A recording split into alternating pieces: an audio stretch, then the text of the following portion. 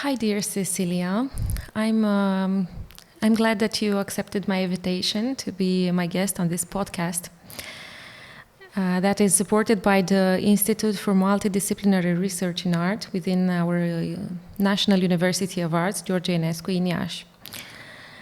Of course, my thanks also go to my dear colleague, Mihaela Balan, lecturer at the National University of Arts, for organizing this interesting conference you were part of, Contemporary Teaching Approaches and Research Directions in Specialized Music Education, that is part of her project, Music Interconnect.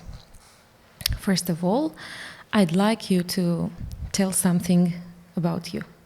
Okay, thank you, Ligia, and thank you so much for inviting me to this podcast. I'm very honored to be here.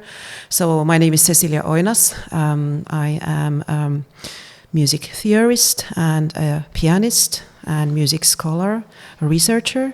I teach at the Sibelius Academy of Helsinki, Finland. It's a part of the University of the Arts Helsinki. I teach music theory and music analysis there, and besides my teaching activities, I'm quite active in research. So I write articles. My own topic is about music analysis and performance, different aspects of it. I did my doctorate at the Sibelius Academy, but I have been also, after my doctorate, I did one postdoc year at the University of Performing Arts Graz in Austria. And I have been also very lucky to be able to spend some time in other countries. So I also studied at the Liszt Academy, Budapest, because my mother is Hungarian. I speak Hungarian also fluently. And then I also studied 1 year at the City University of New York at the CUNY Graduate Center. So and now I am here in Romania. And very happy. It's nice you are here. Yes. I want to ask you, when and how did you get in touch with music? When did you first meet music performance and music theory? Well, music, I think it has been part of my life since the beginning. My parents are not professional musicians, but my father plays the guitar. So ever since from my childhood, we used to sing together, so that he was accompanying me at the guitar. And I think that could be also one of the reasons that already as a child, if my father played a harmony, I knew where to start. It kind of became very naturally. But then more formal studies, I have a background that first I studied ballet quite seriously. So the piano was like a secondary subject, let's say.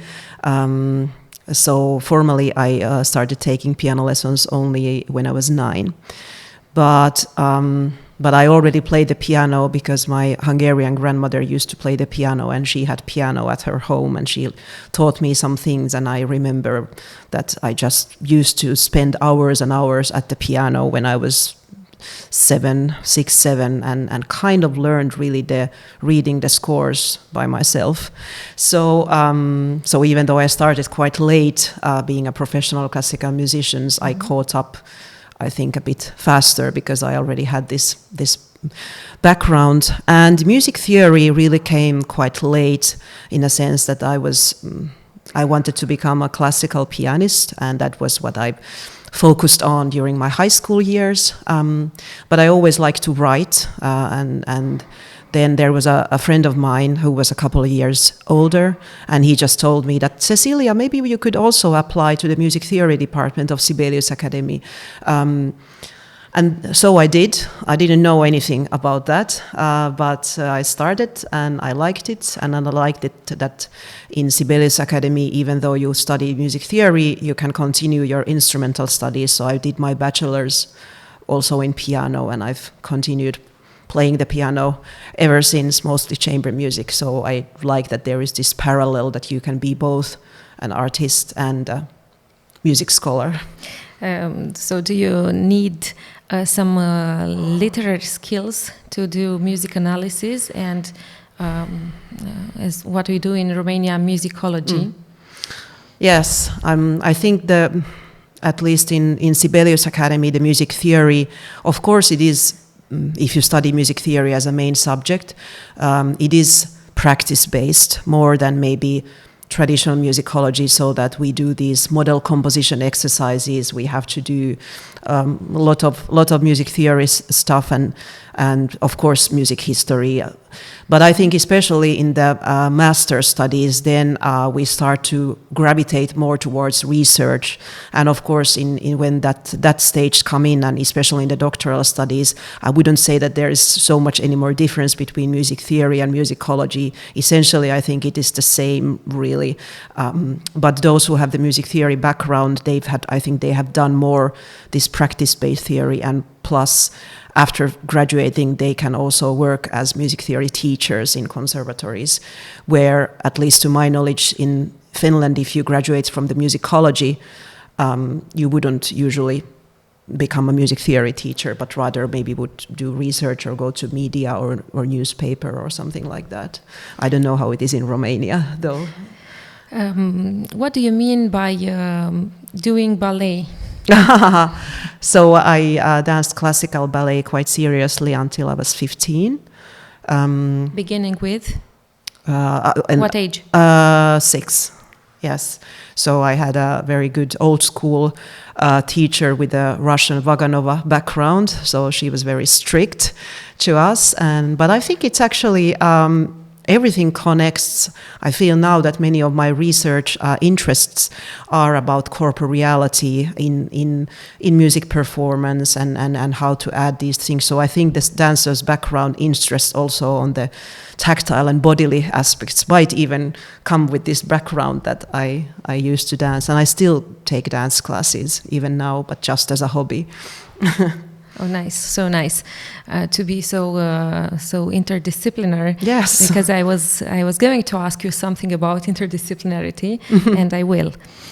In what way did understanding music change your auditory perception? Is it better for you to go to a symphonic concert as an expert, or you wish you could just listen to music as it is? Lydia, that is an excellent question. That's a very excellent question, and I don't think we really talk about that very much. I think for me, at least, being a classical musician, if I go to a classical music concert, even though I wouldn't want that, my ears are quite analytical, but not necessarily only about the musical structure, but also the performer's interpretation. Sure. And I think that's something that it is the price of being so much involved. So I confess that when I'm at my free time, I usually don't listen to classical music, precisely because of that. I listen to electronic music or jazz music, pop music. So because that's music for me to relax, because there my ears are not analyzing it at least so much than the classical. But that's the way how it is. I'm asking you a question as from a non-musician. If you had to explain to someone without any specialized training why music theory is important, how would you do it? How is theory made useful? Thank you for the question. Let me think a little bit. I would say that there are two reasons. On the one hand, being a pedagogue and being a university lecturer, so I have a lot of students who are becoming professional musicians, instrumentalists, and various from various departments, and they are not. Mainly, they are not theorists, but in order to be able to understand the language of music, which can be quite complicated, it is, I think, very important that they understand the certain principles and certain structures within the classical music, within the so-called tonal music, which would be music from Baroque to the Romantic music. So there are certain ways how harmonies are are usually applied by the composers. And I think also music theory for the performers, if they understand that there are certain schemes or certain ways how in certain style or certain genre composers have been composing the music, they can appreciate more if there is something special that the composer did. So in order to understand this, I think you have to have a certain kind of understanding of the musical structure. So it would be the best that there is a combination of intuition and information. And I like to think about that. There is a very, one of my favorite music performance scholars, John Rink, talks about informed intuition. So that's maybe something that I hope, being a pedagogue for my students, that they would understand that music theory and analysis can be one part of their forming and interpretation of the work they are practicing. Okay, that's like one thing, but then the other aspects as being a music theorist and doing research is really just like in any discipline, it is important for the sake of its own sake, right? So that, of course, there are certain things that I can share only maybe with other theorists, that we are obsessed about a certain things or certain harmony or certain rhythmical things, and then we are so happy if we find that a certain composer, for instance, have done that and so on. But I think music theory really can be used very interdisciplinary way. So for me, it is the aspects of performance and corporeality and some things that I know as a performer, and how that information I can combine with then some of more music analytical thinking. Or it can be a combination between music history or many different ways. So I think it is, in a way, something that can be used in so many ways, so that is useful. But I think the simplest answer would be the pedagogical thing, that it really helps for the young musicians to somehow find certain kind of logics and patterns within the pieces they are performing. Non-musicians tend to ask themselves and ask us, why is music research important? What could we research in music? And your answer tells us that in the end of the day, we do this so they could listen to good music. Could be also that. And I think everything that we as humans do and are interested in, it deserves to be also researched. That's like, you cannot measure art, music or dance or theater about that, how much money it brings to the table. Sure. It has to be something deeper, something that why we are humans, and there are always people who then want to go deeper, so to speak, and then to share some of these thoughts in a verbal way. Of course, one of the things often what musicians who are primarily performing musicians say, that there is that difficulty that how can you translate into words something that is sounding eventually. And I think if you are a music scholar, you have to be drawn towards words, that somehow the words are able to describe something which essentially is music. But it is kind of an eternal conflict, really. But I don't, it's not a problem for me. I think they are in a way two separate things, but they are interconnecting all the time. That is true. You told me that you are a performer. How important is for a musical analysis teacher to have instrumental abilities, and how these skills are useful in teaching? I can only talk from my own part. For me, it is extremely important. I like that I can go at the piano and then play. I don't need to always use the audios. And then I can also, especially in those courses that are specially designed between analysis and performance questions, then I can show at the piano that if you analyze it like this, you might want to play it like that, and so that, and then we listen also like different recordings from a same piece, and then I say that, do you notice that now this performer does this and this performer does that, and then we might go back to the musical score and say that what kind of interpretation we might take from the musical score. So for me it's very important, and I think it's gives a bit of a credibility for the teacher, so that I'm also on the same side, right? So that I also know how exciting and nerve-wracking it is to perform, and I'm also nervous before my performances or presentations, and so I kind of can feel empathy towards them, and so I think it can be just positive thing, but I don't think it is something that is 100% necessarily. I have had great music theory teachers who are not performing musicians at all, but the way how they are expressing themselves, and it doesn't matter, but for me it is. I see. Important. Talking about playing piano, tell me about how piano playing influences your outfit choices.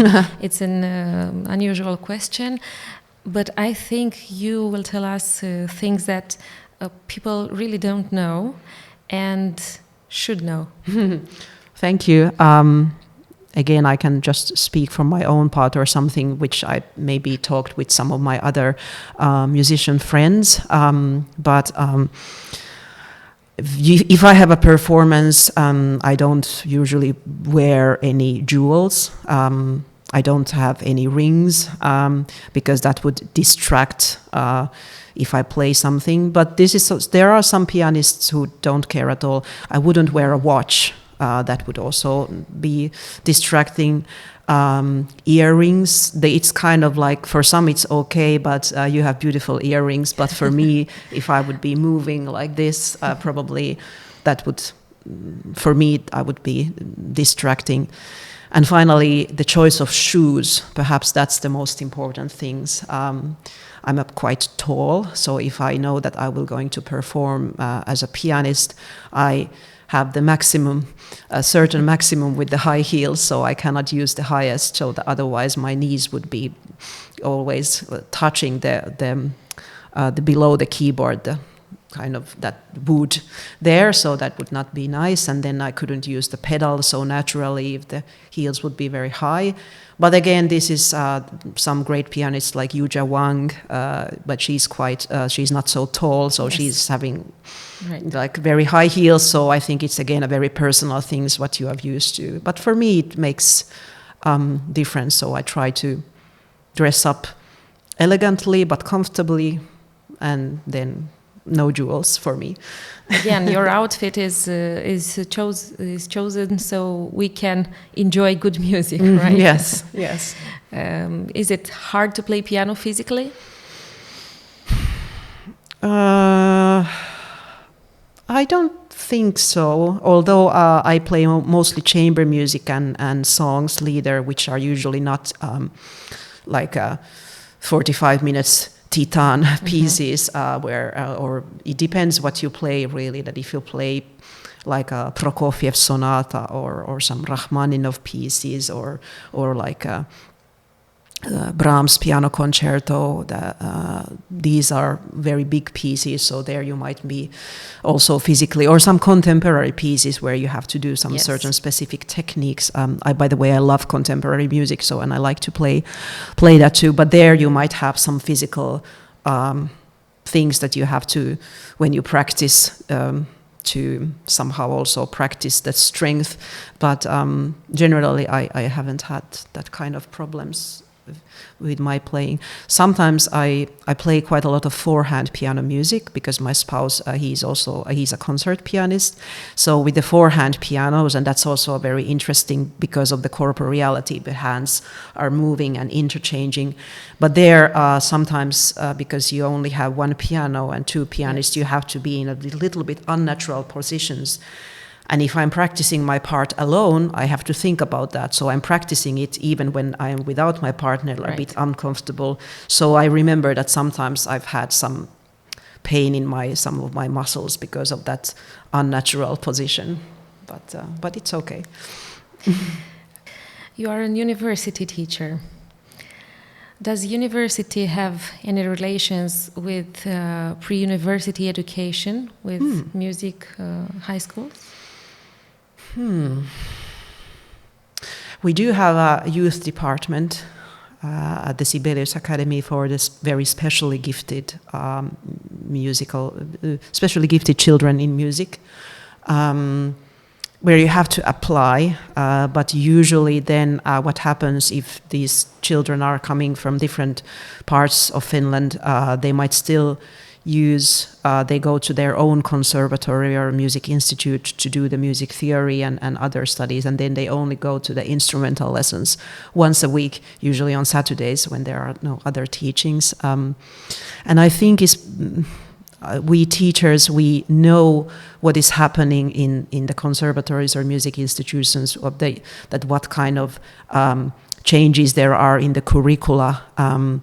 And there are some teachers from our department who also go to these local places to give like a couple of days of master classes.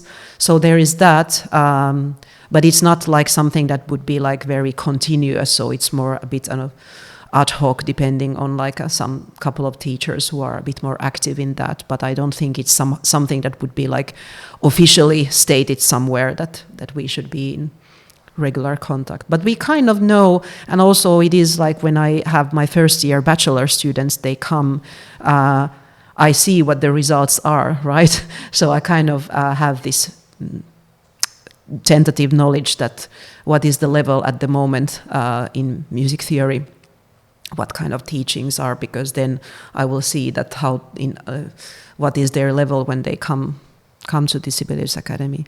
But on the other hand, we have half of our students at Sibelius Academy are international students. Oh. So half of my classes are in English. Oh, right. Yes. So in that sense, even though we would have contact with the Finnish music schools, so many of our students come abroad, and so we don't have any knowledge that what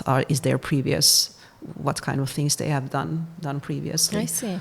Yes. Are there any teachers that also teach in high school and in a university?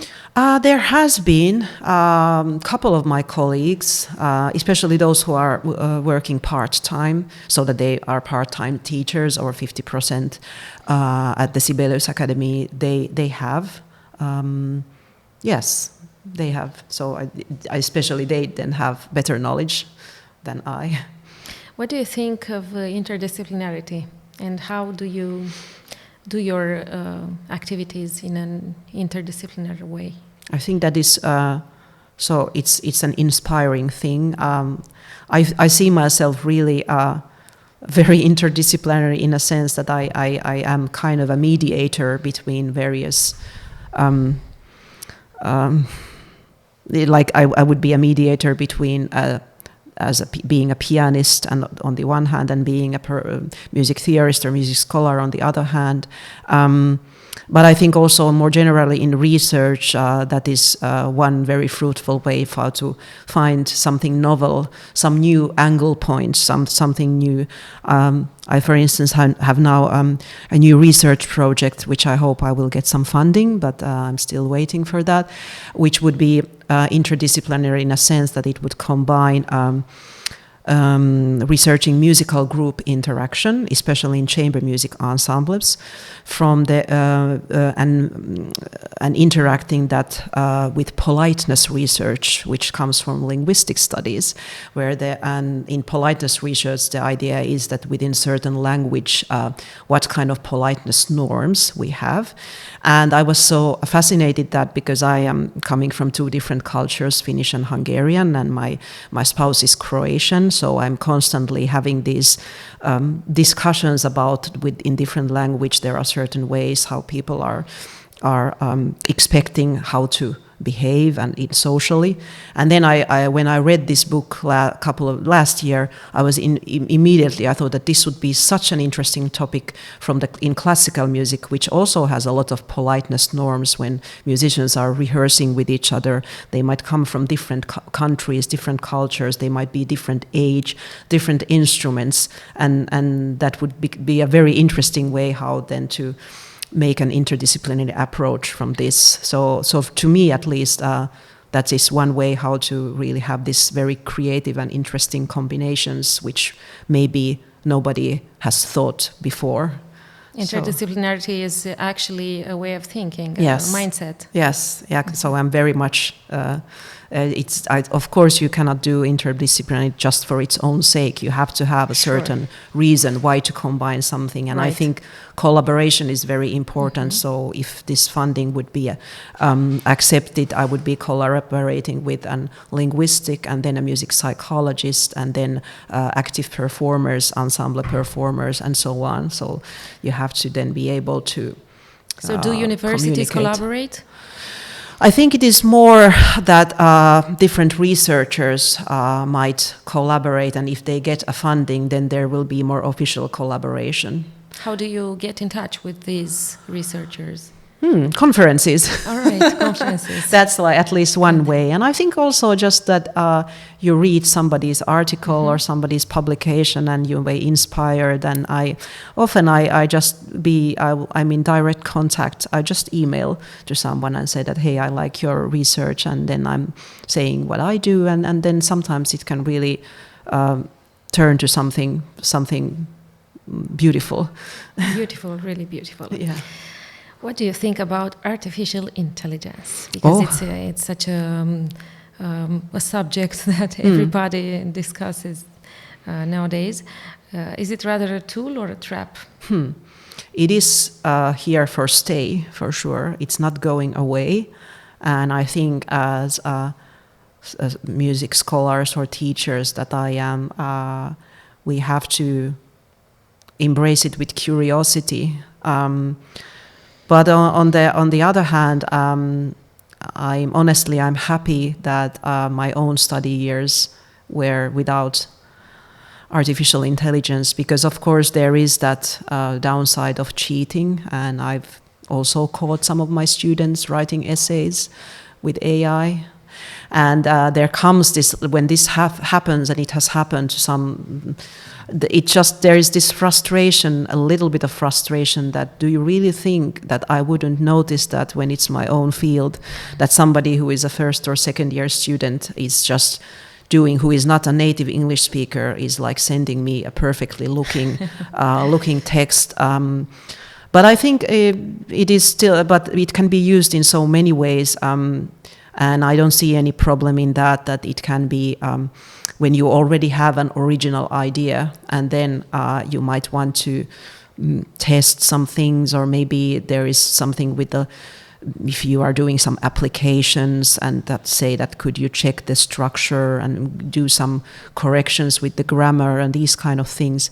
Or then there was one interesting example also that I had just a couple of weeks ago. I did a colloquial presentation on Alfred Schnittke's string quartet, and I was looking for information that when was this piece premiered and by whom, and I was using the normal Google Scholar and all of these sites, but the problem is sometimes that it depends on that it's written in English or in certain languages, but in this case, the information was in Russian because it was performed in Russia. So then the good thing with things like ChatGPT is that it can extract all the information that is written in all languages, or that's at least to my knowledge. Yes. And then I asked the specific question, and immediately it found some Russian sites. And then I double-checked then, of course, that it's not just like that information would be only relied of ChatGPT, but it's seconds. Right, so as long as you use your brain. Yes, you have to know exactly what you want from it. So it is here to stay, and I think it is important that also we as teachers, we know what to do with that, so that not just the younger generation will be then using it there with their own purposes. Otherwise, it becomes a trap. Yes, also that. So I'm curious where can it take us, but I don't think it makes us smarter. It's really like more a tool, and a very quick tool for doing something that it would have taken 20 years ago. It would have taken like a research of researching that when was this concert happening, or to make a phone call to some Russian colleague, which of course it's also the human contact is perhaps even ever more important because of this, that it's still important sometimes. But yes, that's I don't know if that was the answer. But it's a very interesting topic, and the discussion could go on and on and on. What do you think yourself, if I may ask, what do I about think? The artificial intelligence? I agree with you, with your answer. I think that it can be used as a tool, as long as you use it with you are open, you know what you are looking for. You don't look for answers. You can look for information. Yes, absolutely. But you must look in other sources too. Absolutely. And I'm sometimes, not all the time, I'm not using the AI on a daily basis, but maybe like once a week or something. I have some. So for instance, I'm also testing it a little bit. So I was testing, for instance, that can it make a music analysis of a certain piece that I was analyzing, or I'm hopefully going to publish. And I have been doing this research now for 1.5 years. And I was just curious that if I would make a question about that, if some exact thing. So for the moment, at least, it cannot make analysis of exact measures of the piece, because the answer that I think I asked that, can you make a sonata form analysis of this particular piece by Beethoven? And the answers were totally random. It was not. It cannot do it yet. Yes. I'm sure it might be able to do that too, but somebody has to teach it. Yes, teach it. Yes. But. Thank you so much. At the end of this podcast, I'd like to ask you if you have a favorite musical work. A favorite musical work depends on that you like to listen to, not necessarily to play. Depending on the day and mood, there's so many. I think actually we talked this with Thomas, but. For me, in the classical music, listening to Debussy is always a good idea. But then I really like to listen to a lot of different kinds of electronic music, trance and ambient music.